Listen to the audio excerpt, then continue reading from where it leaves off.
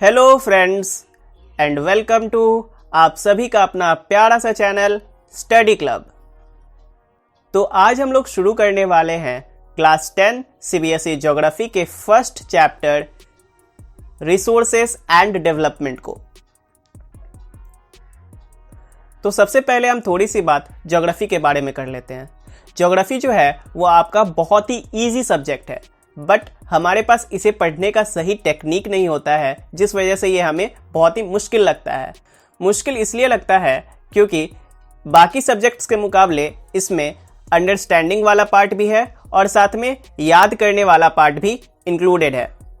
यानी कि इसमें आपको समझने वाली बातें भी मिलेंगी और साथ ही साथ याद करने वाली यानी कि रटने वाली रट्टाफिकेशन वाली बात भी इसमें आपको मिलती है।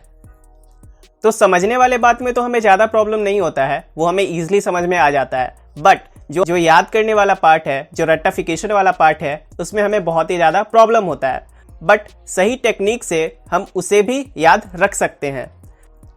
तो ज्योग्राफी में जहाँ जहाँ लर्न करने वाले पार्ट्स हैं, जहाँ जहाँ रट्टाफिकेशन वाले पार्ट्स हैं, वहाँ पे मैंने अपने तरफ से कुछ ट्रिक्स ऐड कर दिए हैं और उन ट्रिक्स से आपको चीज़ें जो है वो आसानी से याद रहेंगी। ये ट्रिक्स मेरे द्वारा बनाए गए हैं, तो ये ट्रिक्स आपको शुरू में थोड़े से अजीब लग सकते हैं, बट यकीन मानो ये ट्रिक्स आपके लिए बहुत ही ज़्यादा यूज़फुल होंगे। तो होप आपको ये ट्रिक्स पसंद आएंगे और ये ज्योग्राफी का लेक्चर भी आपको पसंद आएगा। तो आगे बढ़ने से पहले अगर आप इस चैनल पर पहली बार आए हो तो सब्सक्राइब कर लेना और बेल आइकन को भी प्रेस कर देना, ताकि आगे आने वाली वीडियोस की नोटिफिकेशन आपको मिल सके और आप समय पे उन वीडियोस को देख भी सको। और साथ ही में अगर ये वीडियो आपको अच्छा लगता है तो लाइक ज़रूर कर देना और साथ में अपने दोस्तों के साथ इस वीडियो को शेयर भी कर देना, ताकि उनकी भी मदद हो। और बहुत सारे ऐसे लोग हैं जो कि वीडियोस तो देख रहे हैं बट अभी तक इस चैनल को सब्सक्राइब नहीं किया है, तो प्लीज़ आपसे रिक्वेस्ट है कि आप इस चैनल को सब्सक्राइब कर हमारे छोटी सी फैमिली का मेंबर बन जाओ। और इस चैनल पर मैं अपने तरफ से बहुत सारी सरप्राइजेस लाने वाला हूँ और वो मैं एक एक करके आपको रिवील करता जाऊंगा। तो उस चीज़ के लिए आप ज़रूर से ज़रूर इस चैनल को सब्सक्राइब कर लें। तो बहुत हुई बात, नाउ लेट्स स्टार्ट। तो चलिए जल्दी से देख लेते हैं कि इस पार्ट में हमें कौन कौन से टॉपिक्स पढ़ने हैं। तो इसमें हमें सबसे पहले पढ़ना है रिसोर्सेस। तो जैसे कि हमारा चैप्टर का नाम ही है रिसोर्सेस, तो हम लोग स्टार्टिंग रिसोर्सेस से ही करेंगे कि आखिर रिसोर्सेस होते क्या हैं। उसके बाद हम लोग पढ़ेंगे interdependence relationship between nature, technology and institutions. तो नेचर, टेक्नोलॉजी और इंस्टीट्यूशंस के बीच एक इंटरडिपेंडेंस रिलेशनशिप है। इस इंटरडिपेंडेंस रिलेशनशिप को हम लोग समझेंगे। और फाइनली इस पार्ट में हम लोग पढ़ेंगे क्लासिफिकेशन ऑफ रिसोर्सेस। रिसोर्सेस की क्लासिफिकेशन को हम इस पार्ट में देखेंगे।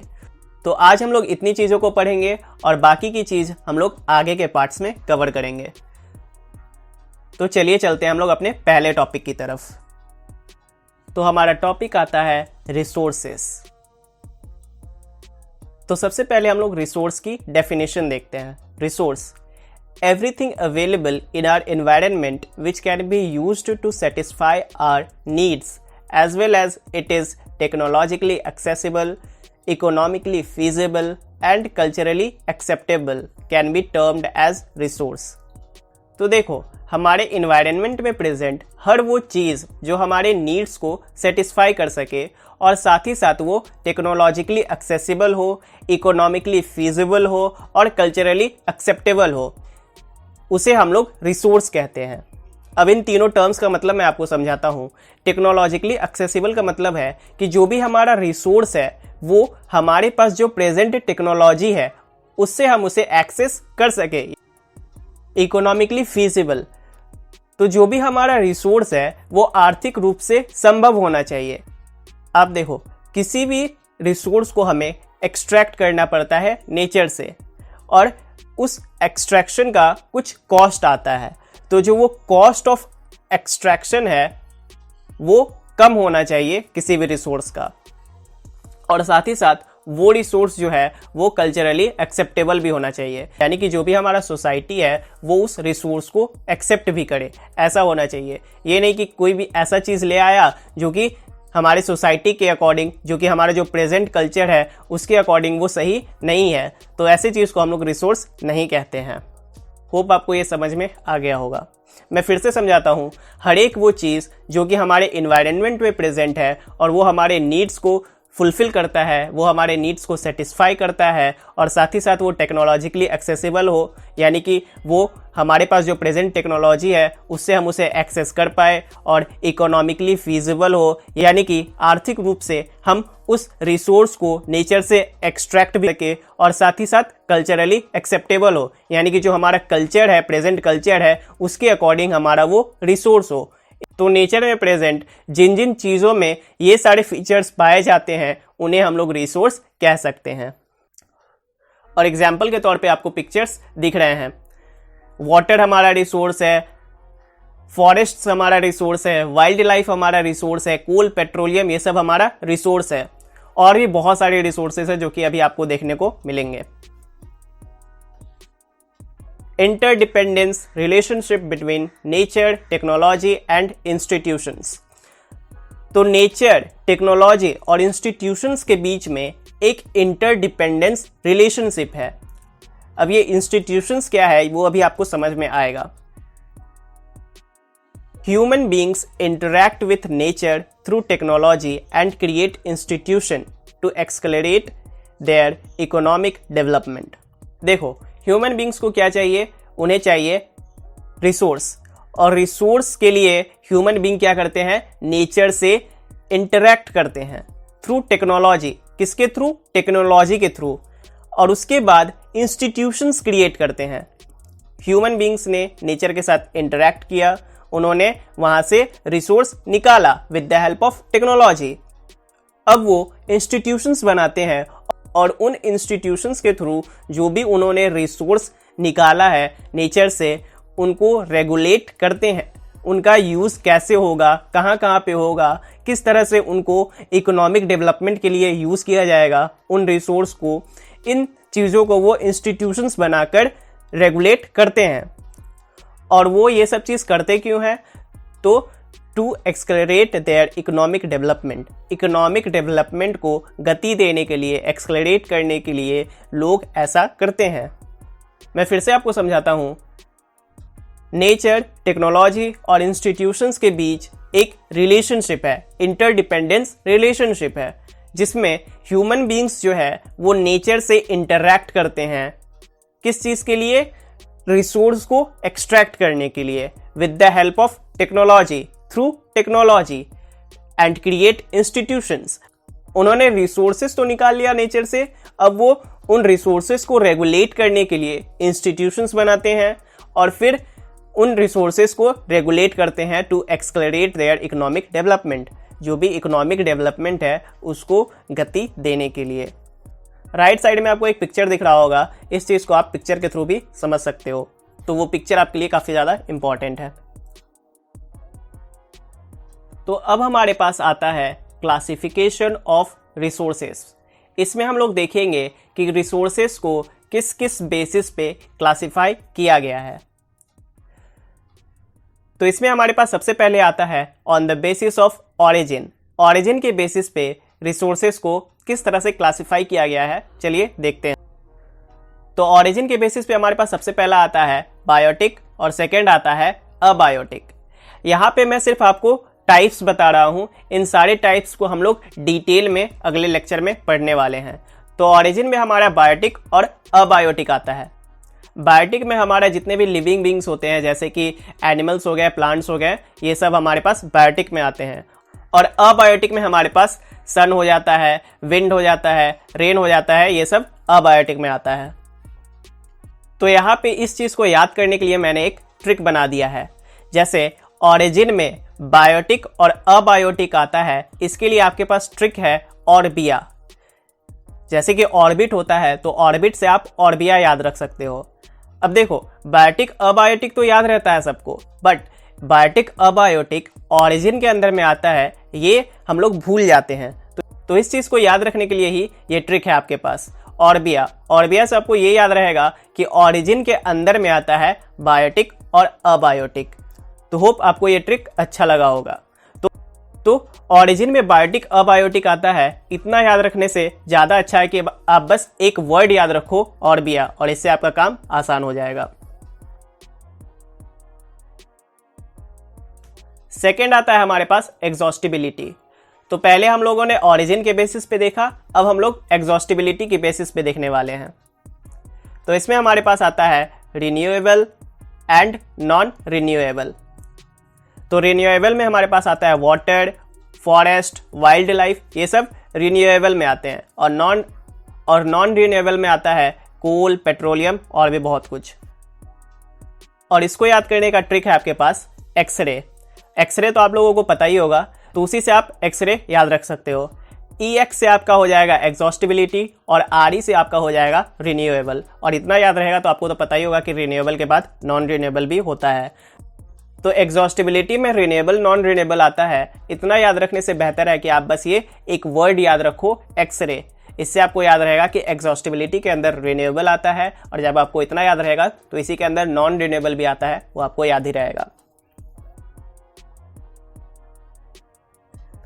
थर्ड आता है हमारा ओनरशिप, यानी कि अब हम लोग ओनरशिप के बेसिस पे देखने वाले हैं कि किस तरह से रिसोर्सेस को क्लासिफाई किया गया है, डिवाइड किया गया है। तो इसमें हमारा पहला आता है इंडिविजुअल। इंडिविजुअल में आपके पास होता है लैंड होते हैं, एग्रीकल्चरल लैंड होते हैं, हाउसेस वगैरह, ये सब इंडिविजुअल रिसोर्सेस में आते हैं। अभी बस मैं आपको क्लासिफिकेशन और उसका एग्जाम्पल दे रहा हूं। इन सारे चीज को मैं आपको डिटेल में समझाऊंगा अगले लेक्चर में।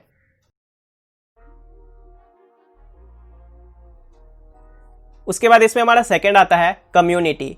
कम्युनिटी में हमारे पास पार्क्स होते हैं, पॉन्ड्स होते हैं और भी बहुत कुछ होते हैं। उसके बाद हमारा इसमें आता है national, all resources with in a nation. तो नेशनल रिसोर्सेज में हमारे पास जितने भी रिसोर्सेज एक नेशन में प्रेजेंट है वो सारे के सारे नेशनल रिसोर्सेज में ही काउंट होते हैं। उसके बाद हमारा आता है international resources, all oceanic resources beyond 200 nautical miles of the exclusive economic zones। तो इंटरनेशनल रिसोर्सेज में हमारा ओशियनिक रिसोर्सेज आता है, ओशियन में पाए जाने वाले रिसोर्सेज आते हैं, वो भी कहाँ के, तो 200 nautical miles of the exclusive economic zones. Exclusive economic zone से 200 नॉटिकल माइल्स बाद जो ओशियनिक रिसोर्स है वो सारे इंटरनेशनल रिसोर्सेज में काउंट होते हैं। ये मैं आपको डिटेल में बताऊंगा अगले लेक्चर में, तो बिल्कुल भी आप परेशान मत होना इसके लिए। अभी आपको नहीं समझ में आया है तो कोई बात नहीं। अब इसको याद करने का ट्रिक है आपके पास ओन नेशनल इनकम।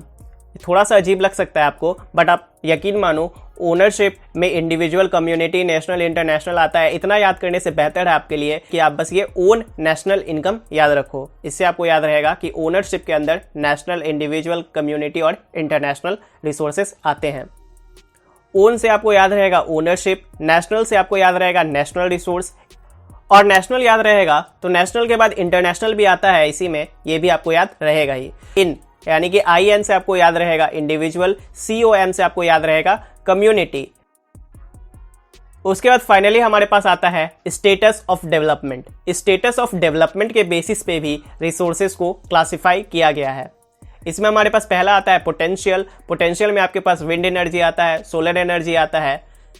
उसके बाद आता है हमारे पास डेवलप्ड। डेवलप्ड में आपके पास कोल आता है, पेट्रोलियम आता है।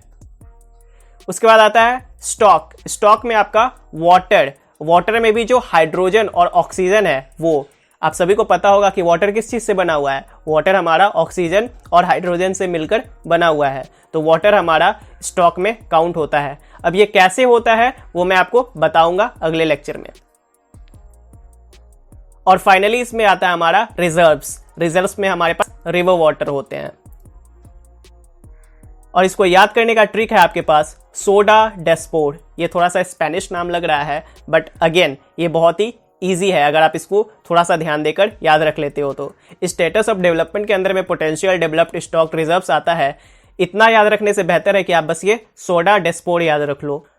सोडा से आपको याद रहेगा स्टेटस ऑफ डेवलपमेंट, DE से आपको याद रहेगा डेवलप्ड, S से आपको याद रहेगा स्टॉक, PO पो से याद रहेगा पोटेंशियल, और RE से याद रहेगा आपको रिजर्व्स।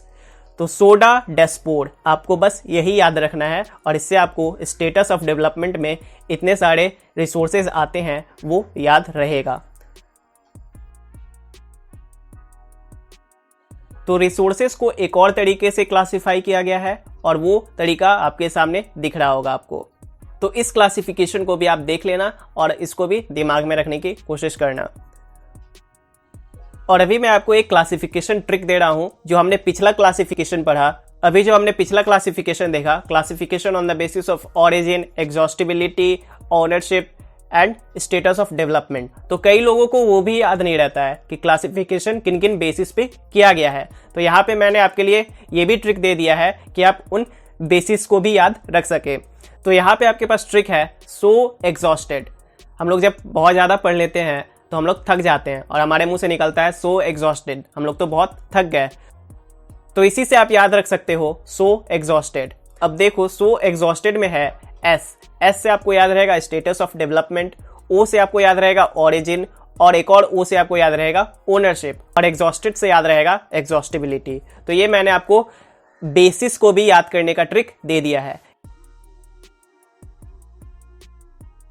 तो जितने भी ट्रिक्स आपने इस वीडियो में देखा वो ट्रिक्स मैंने बनाए हैं, और हो सकते हैं कि ये आपको अजीब लगे, मैं बार बार बोल रहा हूं कि ये आपको अजीब लग सकते हैं, बट अगेन चीज़ों को याद करना बहुत ही ईजी कर देगा आपके लिए ये ट्रिक्स।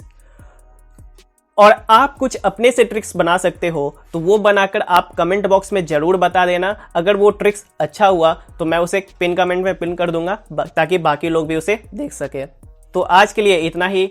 आज जो हमने क्लासिफिकेशन पढ़ा उस सारे क्लासिफिकेशन को हम लोग डील करेंगे डिटेल में अगले लेक्चर में, तो उस लेक्चर के लिए स्टे ट्यून जरूर करना आप लोग। और अगर ये वाला वीडियो आपको पसंद आया है, ये सारी ट्रिक्स आपको पसंद आई है, तो इस बात के लिए एक लाइक जरूर कर देना, और साथ ही साथ इस वीडियो को अपने दोस्तों के साथ भी शेयर जरूर कर देना। और अभी तक भी आपने सब्सक्राइब नहीं किया है तो सब्सक्राइब जरूर से कर लेना इस चैनल को।